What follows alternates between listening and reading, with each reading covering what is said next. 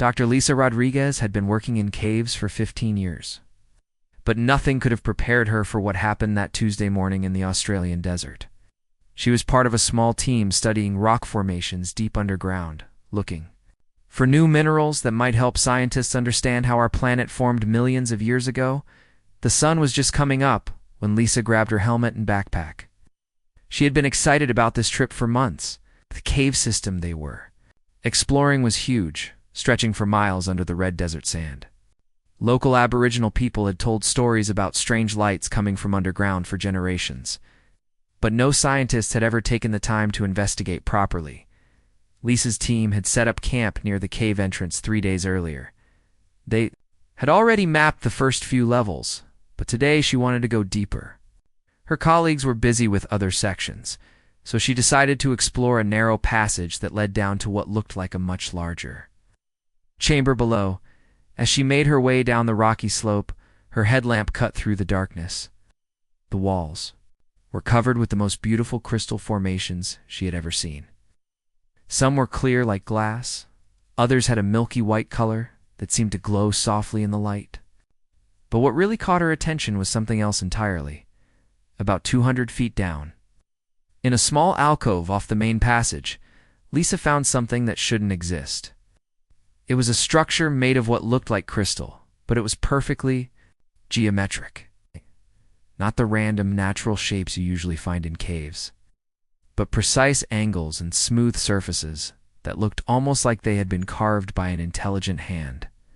The formation was about the size of a large refrigerator, dozens of smaller crystal spikes growing out from a central core. What made it even more unusual was the way light seemed to move inside it, like liquid silver flowing through clear tubes. Lisa had never seen anything like it in all her years of cave exploration. She set down her equipment and pulled out her camera, taking dozens of photos from every angle. The readings on her instruments were strange too. The temperature around the crystal was exactly 72 degrees, much warmer than the rest of the cave. Her electromagnetic field detector was going crazy, showing energy patterns that didn't match anything in her textbooks. Lisa reached out slowly and touched the surface of the largest crystal spike. The moment her gloved finger made contact, everything changed. The entire formation began to glow with a soft blue light that pulsed like a heartbeat. The silver liquid inside seemed to move faster, swirling in patterns that almost looked like writing. She stepped back, heart pounding. In 15 years of cave exploration, she had never seen anything react to human touch like this. The glow was getting brighter, and she could feel a strange humming vibration coming from deep inside the crystal. It wasn't scary exactly, but it was definitely not normal. Lisa was so focused on the glowing crystal that she almost didn't notice the first rumble. It started as a low vibration in the rock walls, so subtle she thought it might be her imagination. But then it got stronger. Dust began falling from the ceiling, and small rocks started bouncing on the cave floor. The earthquake hit without warning. One moment Lisa was standing in front of the most amazing discovery of her career. The next moment the entire world was shaking apart around her. The sound was incredible, like a freight train mixed with thunder, echoing off the cave walls until it was impossible to tell which direction it was coming from. Lisa threw herself against the cave wall and held on as the ground bucked and rolled beneath her feet. Rocks the size of basketballs came crashing down from above. The narrow passage she had used to enter the chamber filled with debris, cutting off her escape route completely. When the shaking finally stopped, Lisa found herself in total darkness, except for the blue glow coming from the crystal formation. Her headlamp had been knocked off during the earthquake and was buried somewhere under a pile of rocks. The air was thick with dust, making it hard to breathe. She checked herself for injuries and was relieved to find only minor cuts and bruises. But as she looked around the chamber, the reality of her situation began to sink in. The passage she had used to get down here was completely blocked. Tons of rock had fallen, creating a wall that would be impossible for her to move alone. Lisa's radio crackled with static, but she couldn't reach anyone on the surface. The earthquake had probably damaged the equipment above ground too. She was trapped 200 feet underground with no way to communicate with the outside world. Her supplies were limited. She had packed light for what was supposed to be a quick exploration trip. 2 bottles of water, some energy bars, a first aid kit, and her scientific equipment. If she was careful, the food and water might last 3 or 4 days, but that assumed someone would find her quickly as Lisa tried to stay calm and think through her options. She noticed something that made her situation even more strange. The crystal formation was still glowing, but now it seemed brighter than before. The patterns of light moving inside had changed too, becoming more complex and organized, and then she heard something that made her blood run cold. A sound like footsteps, slow and deliberate, coming from somewhere in the darkness, beyond the crystal's glow. But that was impossible. She was alone down here. The earthquake had sealed off every entrance to this chamber. Lisa pressed herself against the cave wall and listened carefully. The footsteps stopped, but now she could hear something else. Breathing. Slow, steady breathing that definitely didn't sound human. The blue light from the crystal began to pulse faster.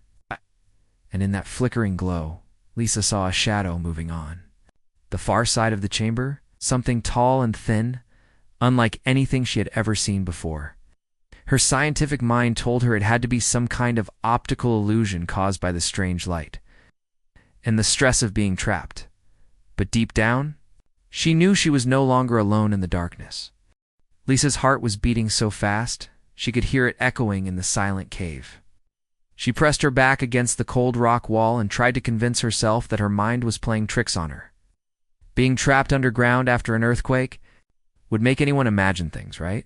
It's the stress, the strange blue light from the crystal, it's the dust still floating in the air.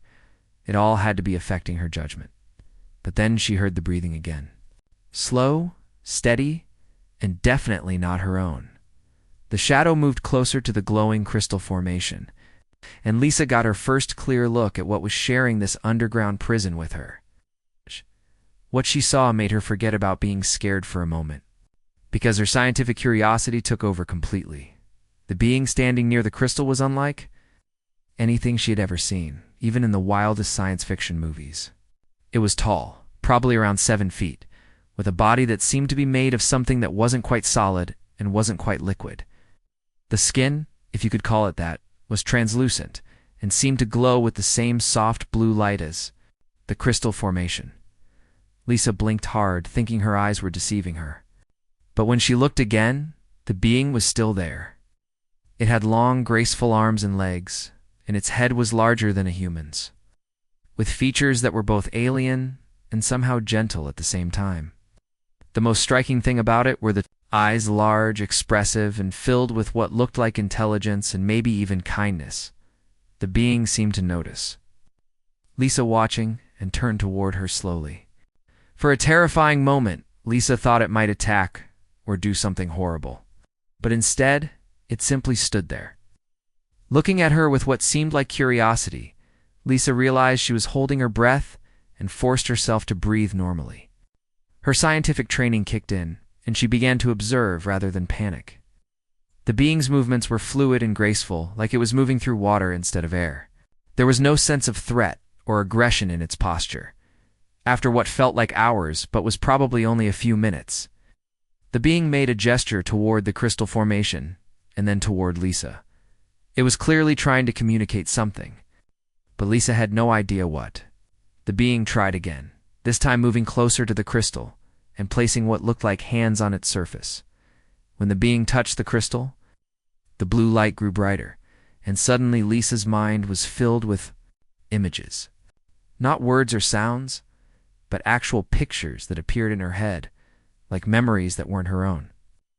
She saw vast spaces filled with stars, planets she didn't recognize, and what looked like ships moving between worlds. Lisa stumbled backward, shocked by the sudden flood of images in her mind. The being immediately stepped away from the crystal, and the mental picture stopped. It held up its hands in what was clearly meant to be a peaceful gesture, and somehow Lisa understood that it was trying to show her it meant no harm. Next few hours, through a combination of these mental images and simple gestures, Lisa began to understand her situation. The being, who somehow conveyed that its name was something like Kira, was also trapped by the earthquake.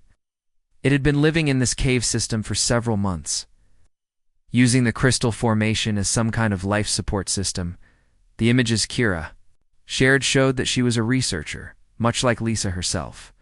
She had come from somewhere far away to study Earth's geology and had been working underground when the earthquake struck. Her ship, buried even deeper beneath the surface, had been damaged and couldn't take off. Lisa found herself fascinated, rather than frightened. Here was proof that life existed beyond Earth, and not only that, but this alien visitor was a scientist just like her. Through more mental images, Kira showed her glimpses of her homeworld, a place with purple skies and floating cities, where beings like her lived in harmony with technology that seemed like magic. As the first day of their strange partnership passed, Lisa noticed that Kira seemed to be getting weaker. The alien would spend long periods with her hands pressed against the crystal formation, and the blue light would pulse in rhythm with what Lisa assumed was her breathing.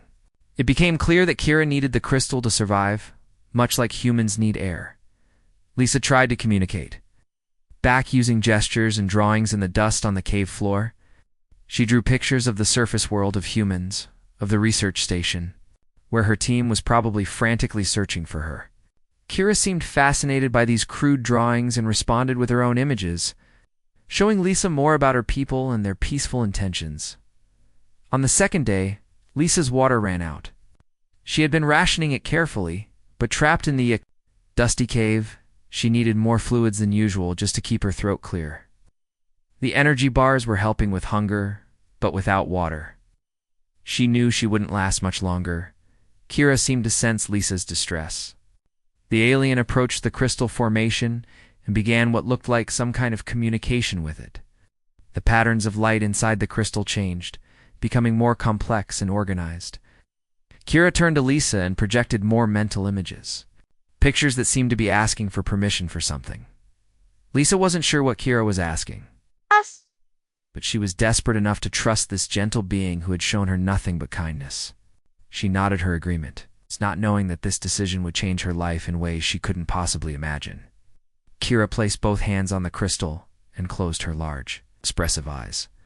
The entire formation began to glow brighter than ever before, and Lisa watched in amazement as small openings appeared in the crystal's surface. From these openings began to flow a substance that looked like milk, but it glowed with the same soft blue light as everything else in this strange underground world. Kira gestured for Lisa to come closer. Through mental images, she explained that this substance could provide both nutrition and hydration. It was how her people survived during long space journeys and in harsh environments like this underground cave. Lisa hesitated for only a moment. She was a scientist, and this was the most incredible discovery in human history. But more than that, she was a human being who needed to survive. Kira was offering to share her life-sustaining resource with a complete stranger from another world. The trust between two very different beings, trapped together in the darkness, beneath the earth, was about to become something that would sustain them both through the challenges ahead. Lisa stared at the glowing liquid flowing from the crystal formation. Her throat was so dry it hurt to swallow, and her lips were starting to crack. She had been without water for almost 12 hours now. Her body was sending desperate signals that she needed fluids soon. But this wasn't water. This was something completely alien, literally from another world. What if it was poisonous to humans? What if it made her sick? What if it changed her in ways she couldn't predict? Her scientific mind raced through all the possible dangers. Kira seemed to understand her hesitation. The tall alien moved closer to the flowing substance and cupped some in her translucent hands. She brought it to her own mouth and drank, then looked at Lisa with those large, gentle eyes. Through the mental images they had learned to share, Kira showed Lisa pictures of her people drinking this same substance. She showed images of it, giving strength, healing injuries, and sustaining life during long journeys through space. Lisa's rational mind told her this was insane. She was about to drink something that had never been tested on humans, something that might kill her in minutes. But her survival instincts were stronger than her scientific caution. She was going to die of dehydration anyway if she didn't try something. She walked slowly toward the crystal formation, her legs shaky from dehydration and stress. The glowing liquid was still flowing from several small openings, collecting in a natural basin formed by the crystal's base. Up close, it looked almost like milk, but with tiny sparkles of light dancing through it like stars in a night sky. Lisa cupped her hands and caught some of the flowing substance. It felt warm and slightly thick, more like cream than water. She brought it close to her face and smelled it. To her surprise, it had a pleasant aroma, like flowers mixed with something sweet she couldn't identify. Taking a deep breath, Lisa brought her cupped hands to her lips and took a small sip. The taste was unlike anything she had ever experienced. It was sweet but not sugary, with flavors that reminded her of vanilla, honey, and fresh rain all mixed together. Most importantly, it didn't taste dangerous or wrong. Within seconds of swallowing, Lisa felt a warm sensation spreading through her chest and stomach. It wasn't uncomfortable, more like drinking hot chocolate on a cold day. The terrible dryness in her throat began to disappear, and she could feel her body responding positively to whatever nutrients were in this alien substance. Encouraged by the immediate relief, Lisa took another, larger drink. Then another. With each swallow, she felt stronger and more alert. The exhaustion that had been building since the earthquake began to fade away. Her thinking became clearer, and even her vision seemed to improve in the blue-lit cave. Kira watched approvingly and projected more mental images. Lisa saw that this substance wasn't just food and water combined. It was something much more sophisticated, designed by Kira's people for survival in extreme situations. It contained everything a living being needed to stay healthy and strong, perfectly balanced and easily absorbed by the body. Over the next hour, Lisa drank more of the alien milk, and the changes in her body became more noticeable. Her energy levels were higher than they had been in years.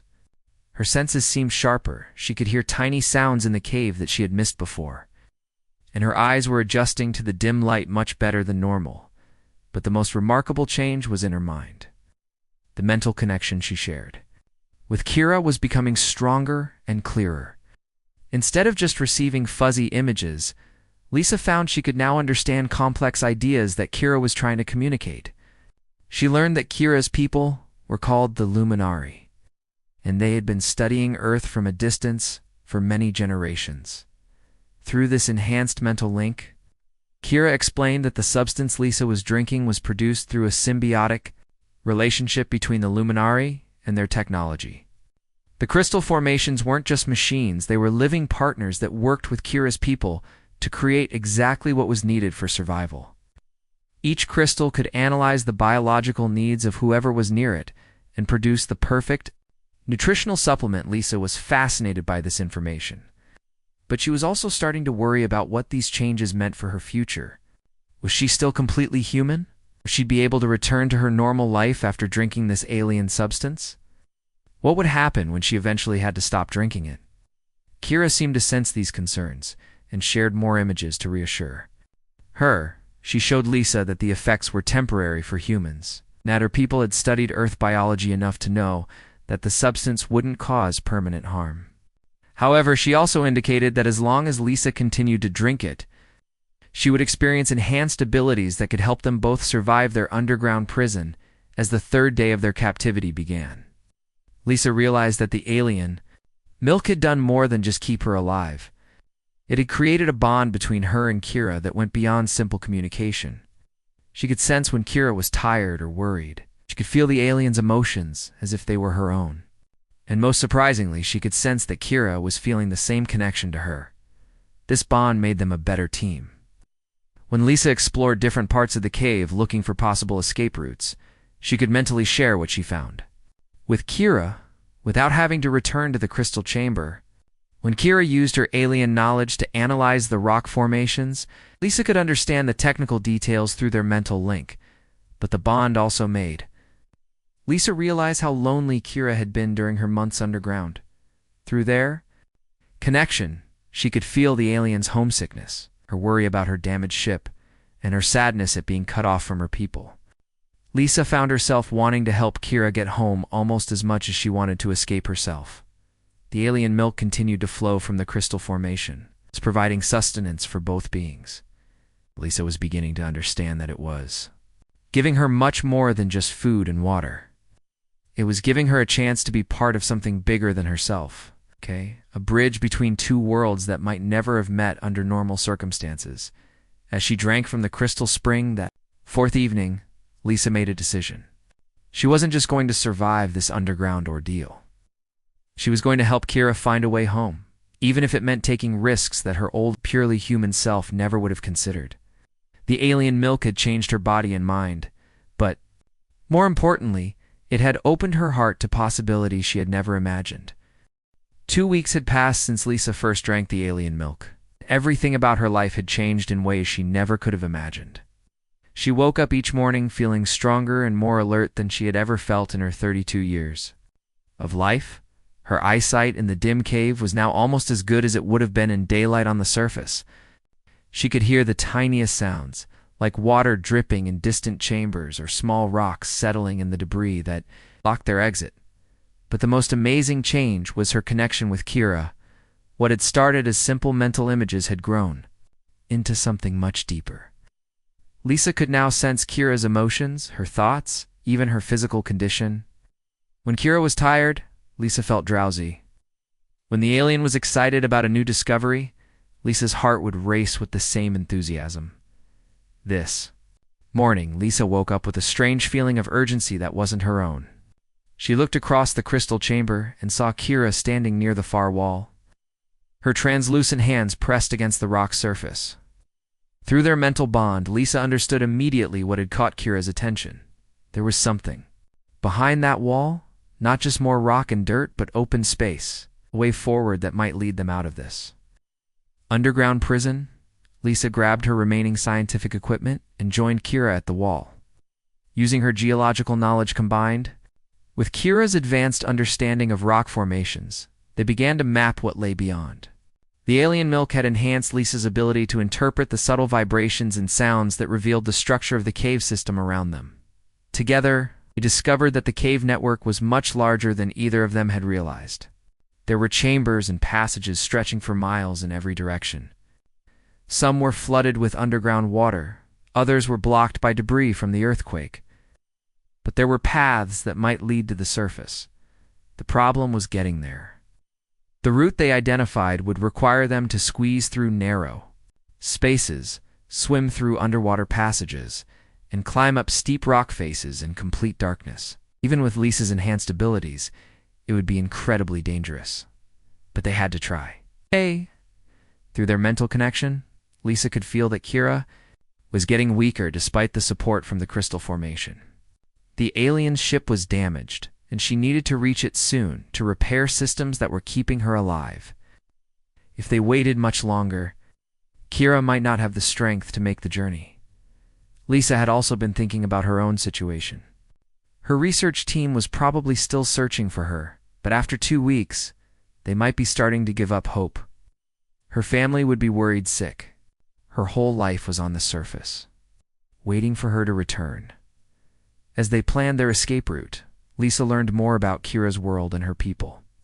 The Luminari were explorers and scientists who traveled between stars, studying different planets. And the life forms they found? They had been watching Earth for hundreds of years, but always from a distance. Waiting for the right time to make contact, Kira had volunteered for this mission, because she believed humans were ready to learn that. They weren't alone in the universe. She had been studying Earth's geology, looking for the best places where her people could eventually build research stations. The cave system where they were trapped was supposed to be perfect for this purpose because it was isolated and stable. The earthquake had changed everything. Kira's ship was buried under tons of rock, and her communication equipment was damaged. Her people didn't even know exactly where she was. They were searching, but space is vast, and Earth has many cave systems that look similar from orbit. Through their bond, Lisa could feel Kira's homesickness and her worry about her mission. But she could also sense something else, a growing affection for Lisa and for humanity in general. Kira had expected humans to be primitive and possibly dangerous. Instead, she had found a friend who was willing to share her imprisonment and help her find a way home. The alien milk had created more than just a biological connection between them. It created trust, understanding, and something that felt very much like friendship. Lisa realized that even if they both survived this ordeal, saying goodbye to Kira would be one of the hardest things she had ever done. As they prepared for their escape attempt, Lisa and Kira worked together in ways that amazed them both. Human creativity and problem-solving skills, combined with Kira's alien knowledge and technology, created solutions neither of them could have found alone. They figured out how to waterproof Lisa's remaining equipment using materials from the crystal formation. They mapped safe resting points along their planned route where they could stop and recover. They even developed a system of signals that would work underwater or in tight spaces where their mental connection might be disrupted. The night before their planned escape, Lisa sat near the glowing crystal and thought about everything that had happened.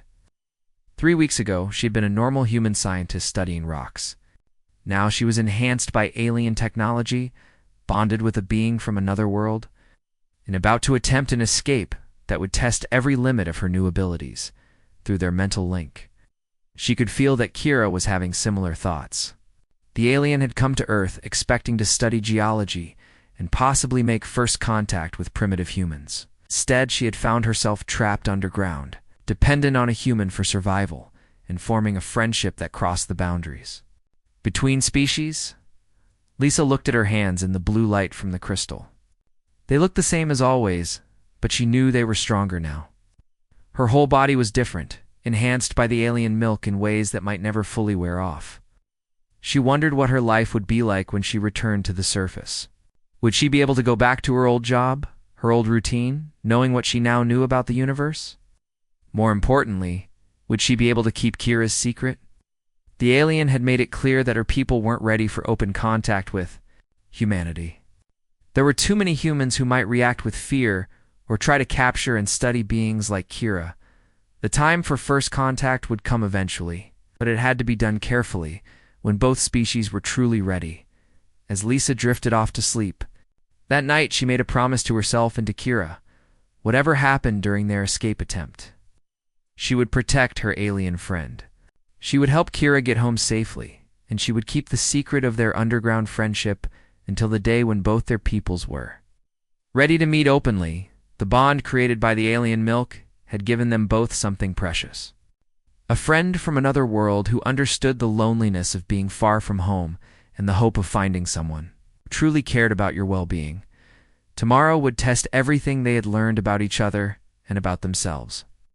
But tonight, they rested together in the blue glow of the crystal. Two beings from different worlds who had found something worth fighting for in the darkness beneath the earth. The morning of their escape attempt arrived, with a sense of destiny that Lisa could feel in every cell of her enhanced body. She had been underground for 3 weeks now, sustained by the alien milk that had transformed her from an ordinary human into something more. Today, she and Kira would either find their way to freedom or die trying. They began their journey before dawn, though time had lost most of its meaning in the perpetual blue glow of the crystal chamber. Lisa had fashioned a makeshift backpack from her torn jacket, carrying the few pieces of equipment that might help them navigate the treacherous route ahead. Kira moved beside her with fluid grace, but Lisa could sense through their mental bond that the alien was struggling to maintain her strength. The first part of their escape route led through a series of narrow passages that required them to crawl on their hands and knees for nearly an hour. Lisa's enhanced vision allowed her to spot loose rocks and unstable areas that would have been invisible to normal human eyes. Several times, she'd guided Kira around dangerous spots that could have caused another cave-in. When they reached the first major obstacle, Lisa understood why no rescue team had been able to reach them. The passage ahead was completely flooded, filled with dark water that disappeared into blackness. They would have to swim underwater for an unknown distance, with no guarantee that there would be air on the other side. Kira touched Lisa's mind with images of her people swimming through the liquid atmosphere of gas giant planets. The alien milk had enhanced Lisa's lung capacity and ability to hold her breath, but this would still test every limit of her transformed human physiology. They entered the water together, the shocking cold making Lisa gasp before she remembered to hold her breath. The mental bond between them became their lifeline as they swam through the flooded passage. When Lisa became disoriented in the absolute darkness, Kira's sense of direction guided her forward. When Kira began to weaken from the cold water, Lisa's human determination gave them both the strength to continue. After what felt like an eternity underwater, they broke through to the surface in a small air pocket. Both were exhausted, but their bond told them they were getting closer to a way out. Lisa could smell something different in the air here, not the stale atmosphere of the deep caves, but fresher air that might be coming from the surface. Next section of their route required climbing up a nearly vertical rock face in complete darkness. Lisa's enhanced strength and improved coordination made the climb possible, but several times she had to help Kira when the alien's energy began to fail. The physical contact during these moments strengthened their mental connection, and Lisa could feel Kira drawing on her human resilience and determination. Halfway up the climb, disaster struck. A section of rock that looked solid gave way under Lisa's weight, sending a cascade of stones tumbling into the darkness below. One large chunk caught Kira in the shoulder, and Lisa felt the alien's pain as if it were her own injury. For a terrifying moment, she thought Kira might fall. But the alien managed to hold on with her remaining strength. Through their mental bond, Lisa assessed Kira's injury. It wasn't life-threatening, but it was serious enough to slow them down significantly. They were both exhausted. Running on determination and the enhanced abilities that the alien milk had given Lisa, if they didn't reach the surface soon, neither of them would have the strength to continue. But Lisa refused to give up. The human, the spirit that had carried her species across continents and into space, wasn't going to be defeated by a cabin. She helped Kira secure herself to the rock face, then continued climbing ahead to scout the route. What she found filled her with the first real hope she had felt since the earthquake above them. Perhaps 50 feet higher, Lisa could see actual daylight filtering down through cracks in the rock. It's not the artificial blue glow of Kira's crystal, but real sunlight from the world above. They were almost free. The final stretch of their climb was the most difficult yet. Lisa's enhanced abilities allowed her to find handholds and footholds that would have been impossible for a normal human to use. Step by step, breath by breath, they climbed toward freedom. When Lisa finally pulled herself out of the cave system and felt real sunlight on her face for the first time in 3 weeks, she almost cried with relief. The Australian desert stretched out around her, beautiful and harsh and completely normal after the alien environment she had been living in. But her relief was mixed with concern for Kira, who was struggling to adapt to the surface environment. The daylight was too bright for Kira's sensitive eyes, and the dry desert air was making it hard for her to breathe. Through their mental bond, Lisa realized that Kira needed to get back to her ship quickly, or the surface environment might harm her permanently. That's when they heard the helicopters. Lisa's research team had never given up searching for her. For 3 weeks, they had been systematically exploring every cave system in the area. The helicopter crew spotted Lisa and Kira within minutes of their escape, and suddenly the desert was filled with the sound of rescue vehicles and voices calling Lisa's name. The reunion with her team was emotional and overwhelming. Lisa's colleagues couldn't believe she had survived 3 weeks underground with no supplies. They were amazed by her apparent good health and the fact that she seemed stronger and more alert than when she had disappeared. But their amazement turned to shock when they realized she wasn't alone. Lisa knew that this moment would change everything. She had to make a choice that would affect not just her own life, but the future of human-alien relations. She could try to hide Kira's true nature, but that would be impossible given the alien's obvious non-human appearance. Or she could trust her team with the truth and hope that humanity was ready for this moment. Looking at Kira, injured and vulnerable in the harsh sunlight, Lisa made her decision. Through their mental bond, she asked for Kira's permission to reveal their story. The alien's response was filled with trust and hope. She had come to believe that humans like Lisa were ready for contact with other worlds. Lisa gathered her team around her and began to tell the most incredible story in human history. She explained about the crystal formation, about Kira's peaceful mission to study Earth, about the alien milk that had kept them both alive, and about the bond that had formed between two beings from different worlds. The initial reaction was exactly what Lisa had expected: disbelief, shock, and fear. But as the hours passed and Kira demonstrated her intelligence and peaceful intentions, Lisa's team began to understand the magnitude of what had happened. They were witnessing first contact between humans and an alien civilization. Dr. Peterson, the head of Lisa's research team, was the first to fully grasp the situation.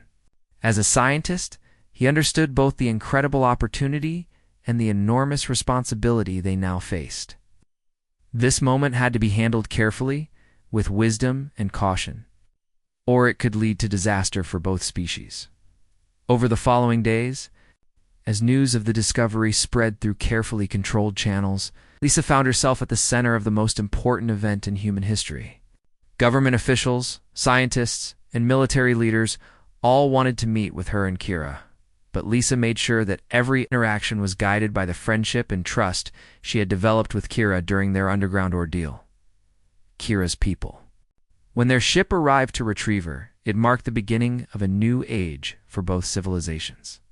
Kira's ship disappeared into the night sky. She knew that her old life was over forever. The alien milk had changed her body, but her friendship with Kira had changed her soul. She was no longer just a human geologist studying rocks and caves. She was an ambassador between worlds, a bridge between species that had been strangers for millions of years. The story of her survival underground became the foundation for a new chapter in human history. But for Lisa, the most important part of that story would always be the friendship she had found in the darkness, sustained by an alien's gift of life-giving milk, and the bond that had grown between two very different beings who had learned to trust each other completely. Years later, as humanity began to explore the stars alongside their new luminary friends, Lisa would often touch the crystal pendant around her neck and remember those 3 weeks underground when the universe had become a much larger, more wonderful, and less lonely place.